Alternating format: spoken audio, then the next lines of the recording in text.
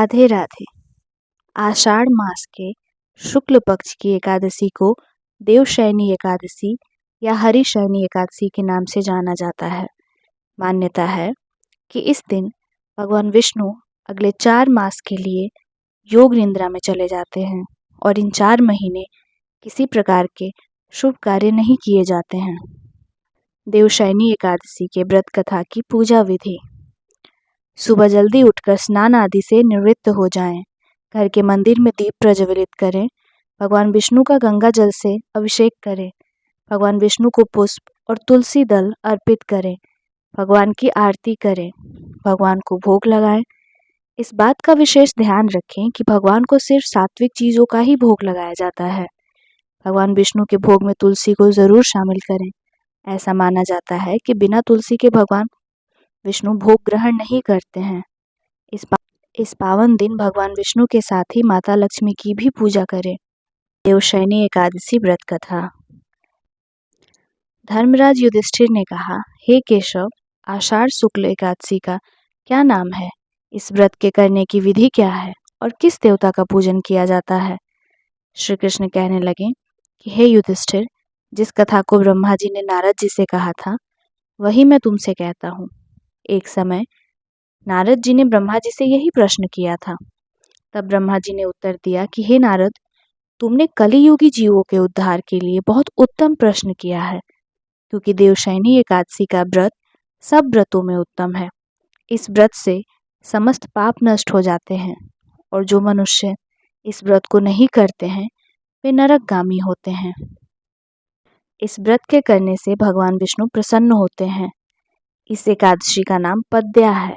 अब मैं तुमसे एक पौराणिक कथा कहता हूँ, तुम मन लगाकर सुनो।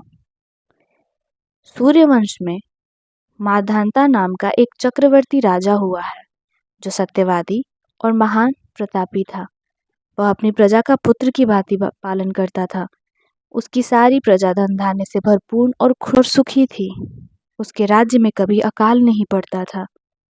एक समय उस राजा के राज्य में 3 वर्ष तक वर्षा नहीं हुई और अकाल पड़ गया। प्रजा अन्न की कमी के कारण अत्यंत दुखी हो गई। अन्न के न होने से राज्य में यज्ञादि भी बंद हो गए। एक दिन प्रजा राजा के पास जाकर कहने लगी कि हे राजा, सारी प्रजा त्राही त्राही पुकार रही है, क्योंकि समस्त विश्व की सृष्टि का कारण वर्षा ही है। वर्षा के अभाव से अकाल पड़ गया है और अकाल से प्रजा मर रही है। इसलिए हे राजन, कोई ऐसा उपाय बताओ जिससे प्रजा का कष्ट दूर हो। राजा माधंता कहने लगे कि आप लोग ठीक कह रहे हैं, वर्षा से ही अन्न उत्पन्न होता है और आप लोग वर्षा न होने से अत्यंत दुखी हो गए हैं। मैं आप लोगों के दुखों को समझता हूँ। ऐसा कहकर राजा कुछ सेना साथ लेकर वन की तरफ चल दिए। वह अनेक ऋषियों के साथ आश्रम में भ्रमण करता हुआ अंत में ब्रह्मा जी के पुत्र अंगिरा ऋषि के आश्रम में पहुंचा। वहां राजा ने घोड़े से उतरकर अंगिरा ऋषि को प्रणाम किया। मुनि ने राजा को आशीर्वाद देकर कुशल क्षेम के पश्चात उनके आश्रम में आने का कारण पूछा। राजा ने हाथ जोड़कर विनती भाव से कहा कि हे भगवान, सब प्रकार से धर्म पालन करने पर भी मेरे राज्य में अकाल पड़ गया है।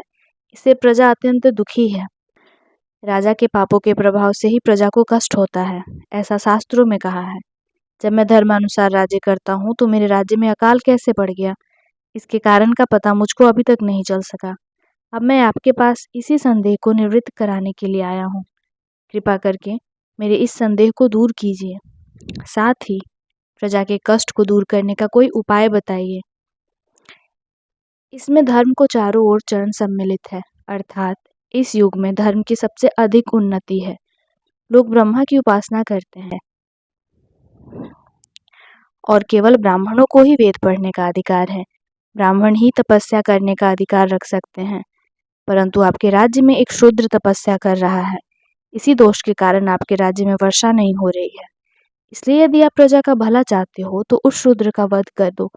इस पर राजा कहने लगा कि महाराज, मैं उस निरपराध तपस्या करने वाले शूद्र को किस तरह मार सकता हूँ? आप इस दोष से छूटने का कोई दूसरा उपाय बताइए। तब ऋषि कहने लगे कि हे राजन, यदि तुम अन्य उपाय जानना चाहते हो तो सुनो। आषाढ़ मास के शुक्ल पक्ष की पद्या नाम की एकादशी का विधि पूर्वक व्रत करो।